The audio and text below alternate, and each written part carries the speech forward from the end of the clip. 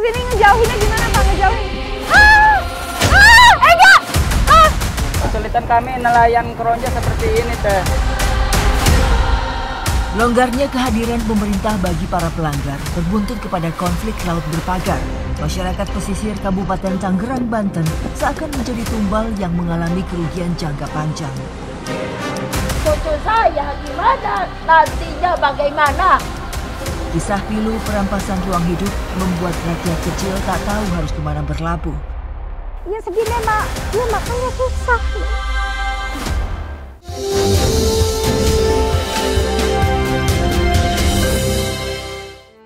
Kami yang sedang mengangkat jaring karena mesin kapal mati, perahunya terombang-ambing sehingga ke bawah ombak. Dan ketika makin ke arah sini ke bawah ombak ini tertabrak pagar perahu-perahunya ini.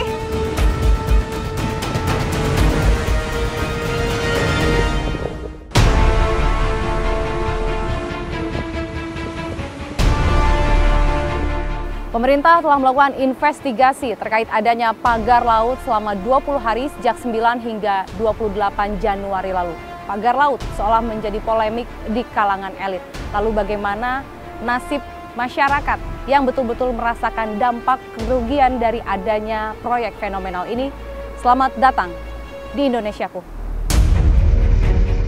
Dari lokasi inilah pagar laut yang terpasang sepanjang 30,16 km dilakukan pembongkaran. Namun hal itu bergantung terhadap cuaca. Lebih dari 22 km pagar telah dilepas dari laut. Namun rupanya hari ini tak ada aktivitas pembongkaran sebab kecepatan angin di laut mencapai 11 knot per jam. Yang artinya tak memungkinkan untuk menempuh lautan dengan perahu-perahu ban milik TNI Angkatan Laut di sini. Hasil investigasi pemerintah melalui Kementerian ATR BPN terhadap konflik pagar laut di Kabupaten Tangerang, Banten menyatakan adanya 263 bidang kepemilikan sertifikat hak guna bangunan dan 17 sertifikat hak milik. 50 di antara sertifikat HGB telah dibatalkan sebab maladministrasi.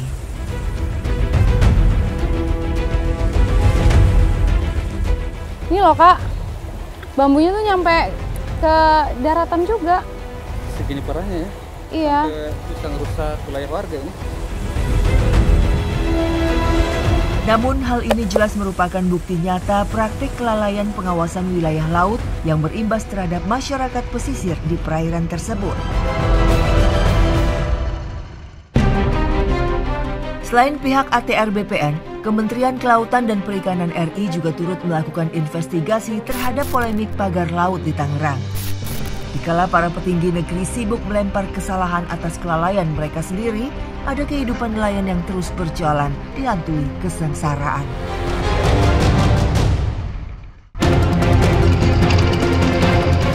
Di sejumlah wilayah perairan Tangerang, pagar laut masih terpampang nyata.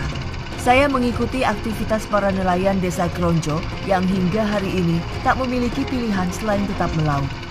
Selain nelayan jaring, sebagian nelayan memiliki tambak di tengah laut sebagai sumber mata pencaharian. Kami berada di spot untuk menaruh jaring dan ini lokasinya sangat dekat dengan pagar-pagar yang masih terpasang. Kurang lebih jaraknya 3 mil dari daratan. Di area sini juga ada bagan milik nelayan yang hendak kami tuju juga untuk menaruh bibit kerang. Inilah kondisi keseharian para nelayan ketika pergi melaut. Mereka seakan terpenjara oleh pagar-pagar yang mengelilingi wilayah laut tempat mereka mencari makan. Belakangan ini cuaca tak bersahabat. Perairan pesisir utara rentan akan angin kencang yang menghadang. Usai menempuh 1 jam perjalanan, kami tiba di pagar.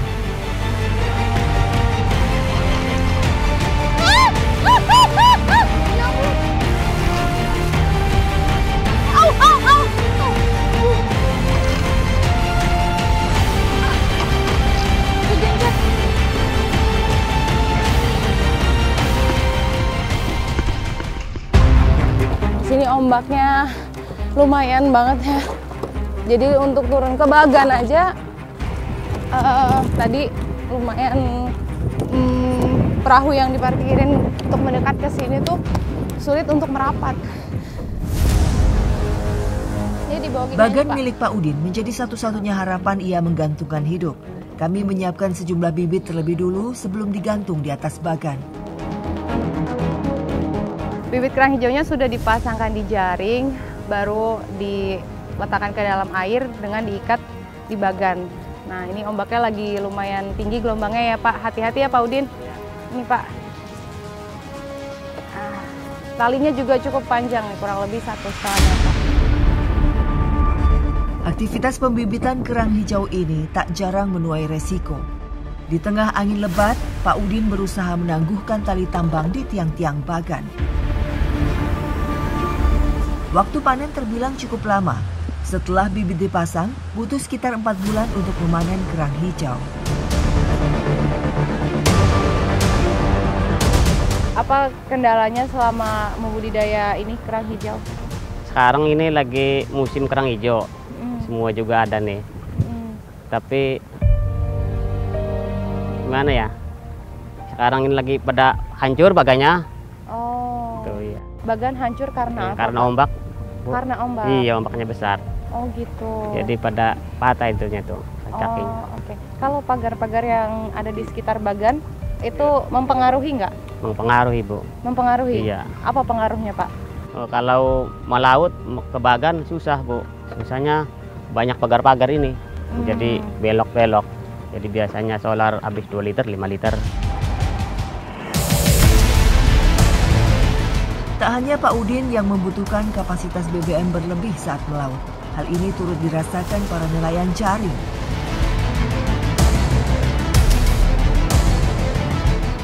Saya bersama Pak Heru dan kawan-kawannya memasang jaring ikan di sekitar bagan. Spot ini biasanya menjadi lokasi pengharapan para nelayan. Namun, kondisi air laut yang semakin keruh berpengaruh terhadap hasil tangkapan. Beruntung, saat jaring kembali ditarik, sejumlah ikan berhasil tersangkut. Ada beberapa ikan yang akhirnya nyangkut di jaring.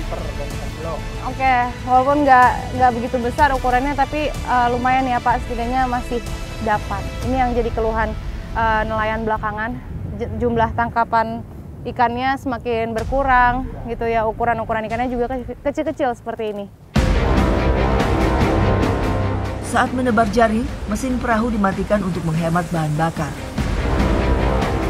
Namun saat ini kondisi gelombang ombak sangat tinggi yang membawa perahu kami terseret hingga berhimpitan dengan pagar. Ini jadi kami yang sedang mengangkat jaring. Karena mesin kapal mati, perahunya terombang-ambing sehingga ke bawah ombak. Dan ketika makin ke arah sini ke bawah ombak ini tertabrak pagar perahu-perahunya ini. Pak, ini gimana Pak mesinnya Pak? Ke sini ya Pak. Saya ke situ. Itu ada pagar dia. Belum lagi jaring kami nyangkut. Oh, oke.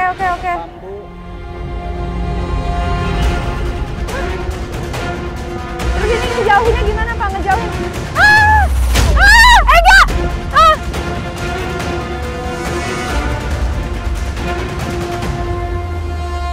Tak dapat dihindari, kameramen Indonesiaku terjengkang di atas perahu karena kehilangan keseimbangan.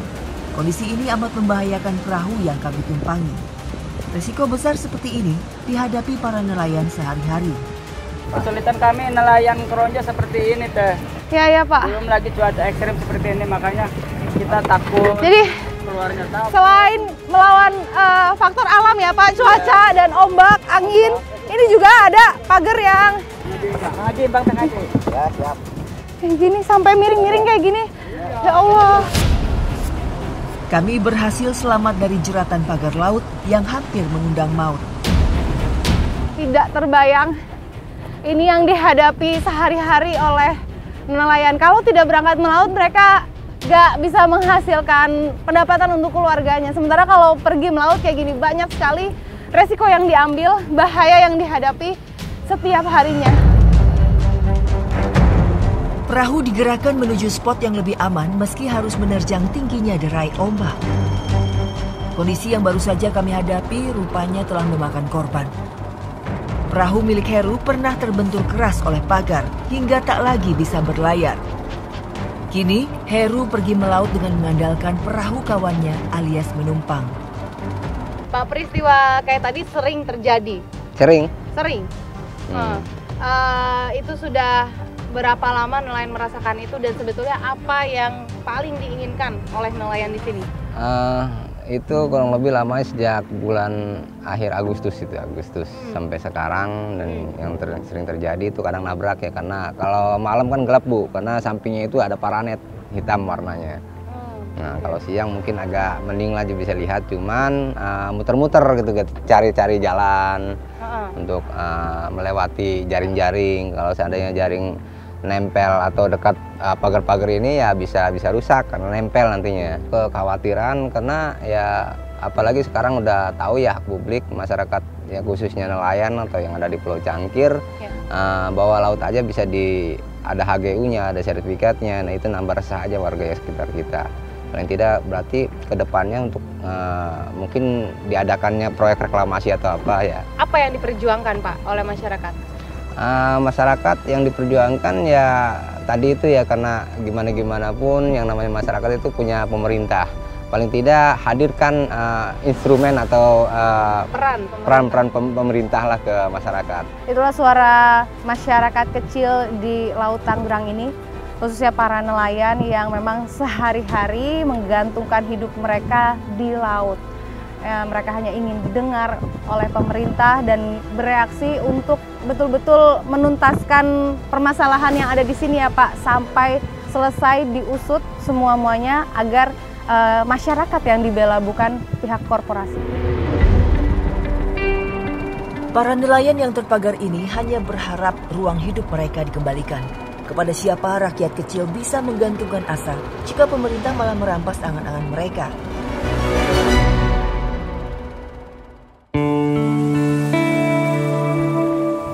Inilah bangkai perahu milik Heru. Wujudnya yang terlanjur rusak parah membuat Heru tak bisa berbuat apa-apa. Nah ini kondisi perahu milik Pak Heru, mesinnya rusak total, nggak bisa dibetulin lagi karena bermula dari badan perahu yang bolong menabrak pagar laut ya Pak ya. Jadi ini kondisinya Pak Heru sekarang nggak memiliki perahu lagi dan pastinya kerugiannya sangat besar. Dan kalau udah seperti ini, siapa yang mau bertanggung jawab? Heru hanya bisa pasrah. Perahu yang sudah tak bisa lagi digunakan ini terparkir di pinggir pantai sejak peristiwa menabrak pagar laut pada akhir tahun lalu. Kondisi malam itu gelap, karena di depan tuh banyak pagar-pagar bambu yang waktu itu misterius katanya. Jadi akhirnya nabrak, tenggelam si mesinnya, jadi nggak bisa ketolong. Resikonya ya memang sangat luar biasa lah. Jadi karena pagar laut itu, karena jalannya kita harus pilih-pilih, nyari tempat, nyari pintu, ya akhirnya ya seperti ini kejadiannya, nabrak, bolong. Sekarang perahunya udah rusak, nggak bisa dibetulin sama sekali. Terus Bapak melautnya gimana sekarang? Untuk saat ini kita numpang. 90% masyarakat Pulau Cangkir di Kabupaten Tangerang menggantungkan hidup mereka sebagai nelayan. Di tempat pelelangan ikan inilah perputaran ekonomi mereka tergelar.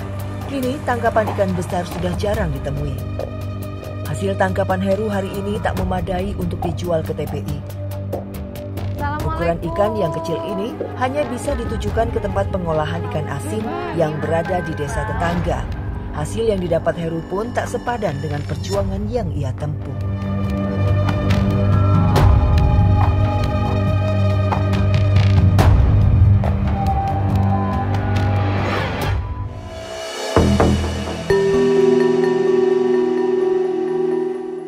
Di rumah sederhana inilah Bu Tijah melakukan produksi olahan ikan asin. Nenek berusia lebih dari 65 tahun itu masih gigih bekerja di daratan, sementara suaminya mengarungi lautan sebagai nelayan. Ia tinggal bersama anaknya dan turut membantu kebutuhan hidup cucu-cucunya. Ikan asin menjadi sumber pengharapan bagi Tijah dan para tetangganya. Sebagai pengolah ikan asin, hal mengejutkan datang ketika sebagian nama penduduk di sini malah dicatut sebagai pemilik sertifikat perorangan di laut.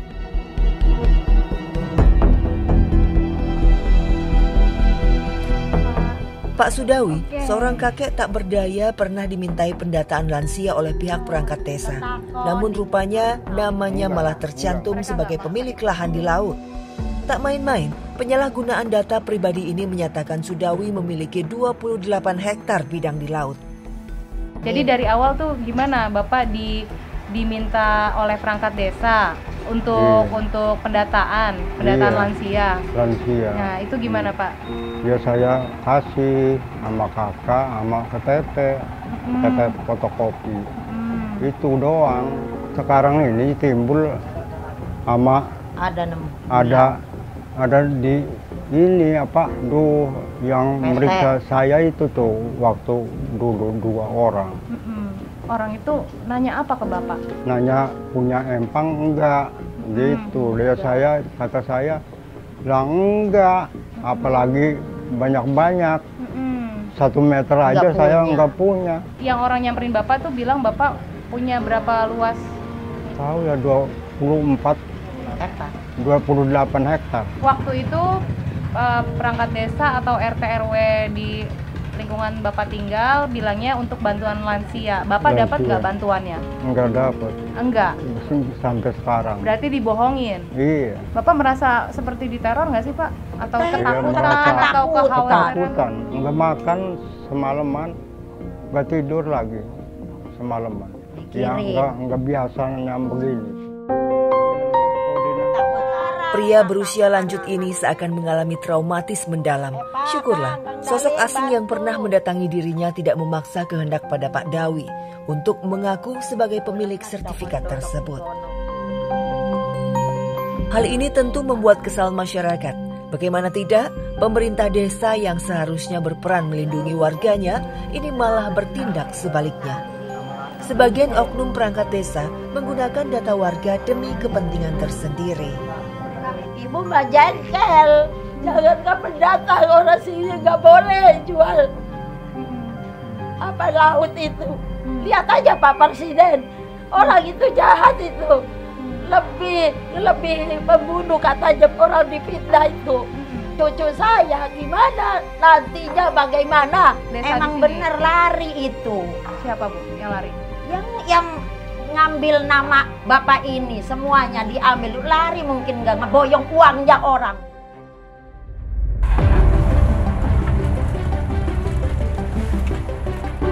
Dan AC. Bu Tija dan Pak Sudawi hanyalah suara kecil dari besarnya amarah masyarakat di sini. Mereka menjalani keseharian penuh kesederhanaan, dirampas ruang hidupnya karena berdiri pagar laut. Kini makin disengsarakan dengan praktik pencatutan sertifikat lahan yang kian memanas.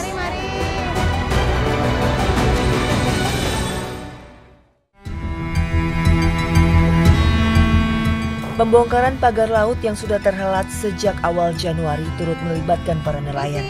Kekesalan mereka yang terdampak tak dapat terbendung. Pak Tusin dan kawan-kawannya membawa pagar bambu ke daratan yang selama ini menjadi penghalau mereka saat melaut. Pak Tusin dan temannya mengambil bambu dari laut di lokasi pembongkaran bambu. Seperti ini wujudnya, bambu-bambu yang sudah lama menancap di laut dan sekarang sudah dibawa ke pinggir untuk kemudian nanti mau dipotong-potong dan dibuang.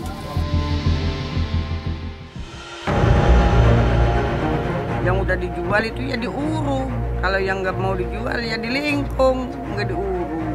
Kebanjiran terus sawah.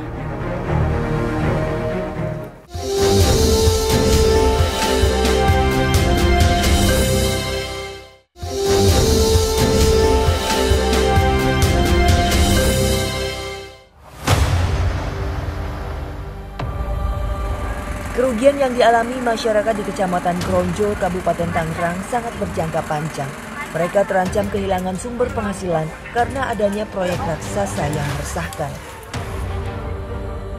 Selain laut, tak sedikit masyarakat di sini yang berprofesi sebagai petani. Sawah menjadi tempat mereka menggantungkan hidup. Dulu itu sawah di sini tuh, jadi sawah itu pada dijual, sekarang udah pada diurung. Sampai ke ujung tuh, jauh banget udah luas itu berapa hektar itu udah diurung. itu sebelah jalan tuh. Jadi itu yang masih hijau tuh, belum diuruk. Kampung Pegedangan Udik itu mah. Beda desa ya, Bu? Beda kelurahan. Inilah wujud dari pembangunan proyek fenomenal yang menyengsarakan kehidupan di sekitarnya. Lekukan berbentuk jalan ini dibangun dengan menguruk sawah milik masyarakat. Kini, sistem irigasi milik petani padi rusak. Mereka yang bertahan tidak menjual sawahnya disengsarakan dengan menggarap sawah tidak layak pakai. Nah, Bu Sofia dan saudara-saudaranya ini mau nggak mau menggarap sawah yang banjir. Karena rusaknya sistem irigasi ya Bu, dan juga ini lagi musim penghujannya lagi puncak-puncaknya, jadi nggak ada saluran air untuk keluar dari sawah. Para petani yang tersisa seolah tak punya pilihan, menggarap lahan yang rusak mau tak mau dilakoni mereka. Sudah sekitar 6 bulan pemandangan seperti ini terjadi. Padi yang seharusnya bisa dipanen 2 kali dalam setahun, kini tinggal kenangan. Kalau sudah seperti ini, bisa panen minimal 1 kali sudah sangat disyukuri. Air dari luapan banjir rob yang tertuju ke sawah seakan sulit dihindari. Selain banjir, dampak-dampak apa lagi atau apa Jadi, kerugian yang Ibu rasakan, Bu? Sawah itu udah ditanemin kebanjiran, lalu habis lagi, Ibu tanemin lagi, kebanjiran lagi, habis lagi. Karena irigasi yang di sawah itu belum mencukupi. Ditambah lagi sawahnya itu udah diuruk. Jadi airnya itu nggak bisa cepat keluar. Jadi banjir terus adanya. Udah disampaikan sama pemerintah desa, tapi pemerintah desa ya biasa-biasa aja. Nggak ada respon. Katanya calo-calo mau beliin lahannya masyarakat. Iya. Ibu tahu tentang itu? Ya, Ibu juga banyak sih informasi yang sawah itu mau dijual, mau dibeli. Ada yang mau beli, ada yang mau jual. Yang udah dijual itu ya diuruk. Kalau yang nggak mau dijual ya dilingkung, nggak diuruk. Jadinya nggak bisa di sawah. Kebanjiran terus sawahnya itu. Tak ada tempat relokasi bagi sawah para petani. Harga tanah turun jika tak dijual ke pengembang, hingga dibuat mati sistem perairan bagi sawah mereka. Semua ini merupakan bentuk kezaliman nyata yang semakin menyengsarakan hidup rakyat kecil. Di tengah polemik lahan persawahan milik petani, Bu Sofia tetap tegar menjalani kesehariannya. Nenek tangguh lebih dari 70 tahun ini setiap hari pergi ke sawah demi bisa makan. Meski hidupnya serba terbatas, setiap hari ia tetap datang ke rumah kakak kandungnya yang sedang sakit. Kakek ini memilih hidup seorang diri karena tak ingin merepotkan anak-anaknya. Tinggal di rumah yang amat jauh dari kata layak, Pak Ayumi tak bisa berbuat apa-apa. Bu Sofia dengan tulus merawat kakaknya. Ia hanya berharap suatu hari bantuan mengalir terhadap Pak Ayumi agar setidaknya bisa tinggal dengan layak. Ini kondisi kakaknya Bu Sofia yang memang tinggal sendiri di dalam rumah kurang dari 2x3 meter. Jadi beginilah kondisi masyarakat di sini, masih ada yang sangat jauh dari perhatian padahal dekat dari ibu kota gitu. Bahkan bapak yang sedang sakit aja mau berobat ke rumah sakit ini nggak punya BPJS, nggak punya fasilitas kesehatan ya Bu ya. Jadi mau tidak mau sementara seperti ini dirawat di rumah.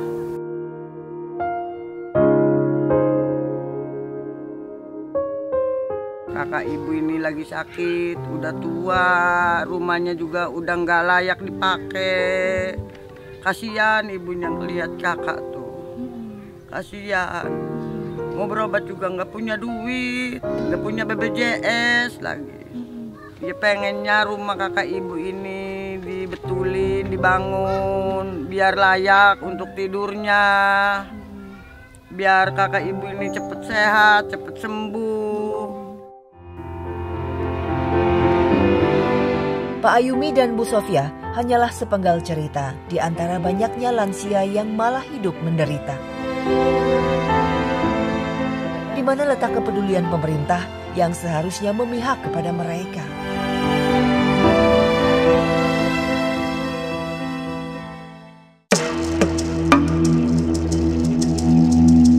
Tak hanya sawah yang menjadi sasaran para pengembang, tambak-tambak masyarakat turut menjadi korban.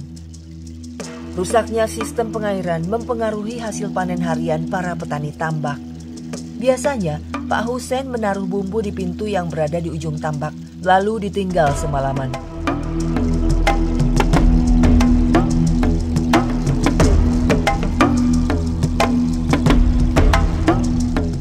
Di hari berikutnya, bumbu diangkat.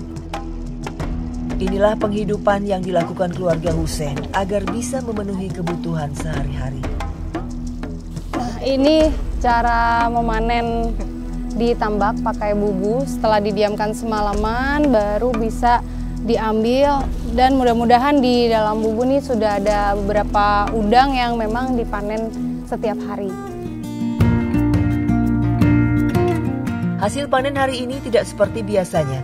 Sejak beberapa bulan terakhir, tambak di sini menurun produktivitasnya. Hal ini disebabkan adanya pengerukan sungai di hulu yang merusak sistem perairan di tambak. Hal ini jelas sangat merugikan masyarakat. Nah, ini proses sortir setelah panen, jadi dipisahkan karena ada jenis udang yang putih dan yang merah. Nah, setelah ini baru langsung dijual ya Pak. Cuman sayangnya hari ini hasil panen tuh tidak sebanyak biasanya. Biasanya bisa sampai 5 kilo, sekarang itu hanya 1 ember tadi ya Pak. Hussein dan Masturi, pasutri lansia yang hanya menjadi buruh di tambak milik orang lain, selalu membagi 2 hasil panen ketika dijual ke penampung.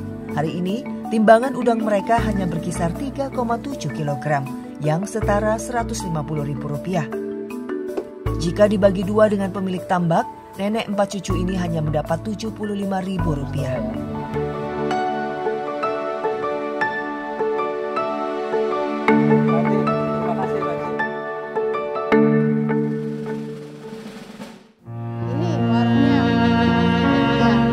Dari hasil panen tambak harian, Masturi bergegas ke warung untuk berbelanja sembako untuk 3 hari ke depan.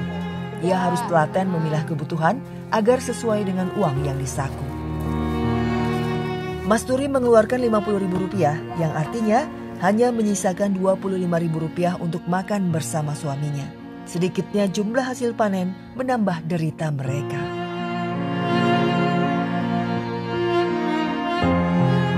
Udah berapa hari empang Ibu nggak ada airnya? Ini sudah 2 hari, Neng. Nggak dapat apa-apa, Ibu. Nggak masuk, nggak keluar airnya ya. Kan nggak ada kemasukan. Boro-boro buat makan di rumah, Neng. Makan di sini juga susah, Ibu. Itu omong Ibu itu sebenarnya paling 50.000 sehari, Neng. Ya kalau lagi dapat 50.000, kalau nggak dapat ya paling 30.000 sehari. Selain itu kondisi empang sekarang ini menurut Ibu gimana sih, selain nggak ada air kayak gitu? Iya, kenapa semakin sedikit gitu hasilnya? Iya, ya nggak tahu ya, kalau sekarang mah orangnya sering mati stres nih. Udangnya sering mati stres. Kan biasanya kalau hidup mah masuk ke bubu. Ya kalau stres makan tidur di empang. Apa yang paling bikin Ibu sedih, Bu? Ya sedihnya Mak, ya makanya susah.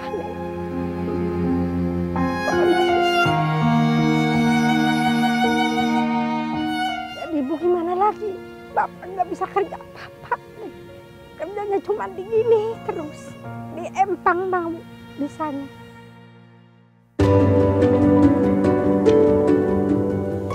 Miris, nenek ini hanya bisa pasrah dengan tetap bertahan menjalani kesehariannya. Perusakan yang disebabkan pengerukan di sekeliling mereka membuat rakyat kecil seperti Masturi menelan semua rasa pahitnya.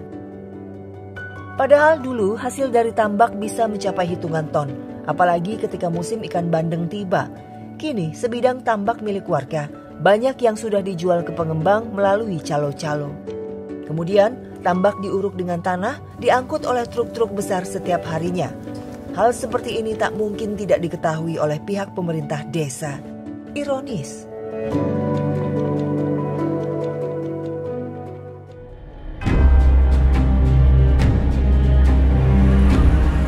Segala persoalan yang melibatkan masyarakat di wilayah Kecamatan Kronjo membuat kami hendak meminta keterangan pihak terkait. Sayangnya, kami belum berhasil bertemu dan meminta klarifikasi kepada pihak berwenang atas semua kegaduhan yang terjadi. Jadi ini Pak Ahmad selaku yang bertugas berjaga ya Pak di kantor Kecamatan Kronjo, dan ternyata belum ada camat yang menjabat, PLT pun kosong ya Pak, nggak ada yang menjabat, hanya ada sekcam, cuman beliau lagi nggak di tempat, nggak di kantor ya Pak? Lagi rapat di Tiga Rakyat. Oh oke.